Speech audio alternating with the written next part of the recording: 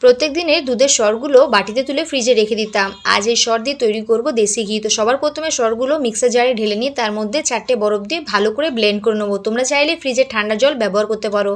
Blend ততক্ষণ করতে হবে যতক্ষণ না মাখন আর জল দুটোই আলাদা হয়ে যায়। দেখো এইবার একটা পাত্রের মধ্যে আমি ঠান্ডা জল নিয়েছি আর মিক্সার জারে যে মাখনগুলো রয়েছে সেগুলো আমি ভালো করে কালেক্ট করে নেবো। ভালো করে প্রেস করে জলগুলোকে ঝরিয়ে নিতে হবে। দেখো ঠিক এইরকমভাবে। আর যে দুধটা আমি ব্যবহার করেছি সেটা হচ্ছে গরুর দুধ। তোমরা চাইলে প্যাকেট দুধের সরগুলো কালেক্ট করে এরকম দেশি ঘি তৈরি করতে পারো। আর যে জলটা বাঁচবে সেই জলটা দিয়ে আটা কিংবা ময়দা মেখে নিও। এইবার আমি মাখনগুলো দিয়ে তৈরি করব দেশি ঘি। কড়াইয়ের মধ্যে মাখনগুলো রেখে দিলাম। গ্যাসের ফ্লেমটা এখানে মিডিয়াম থাকবে। আস্তে আস্তে করে নাড়াবো। প্রসেসের টাইম হচ্ছে 20 মিনিট লাগবে।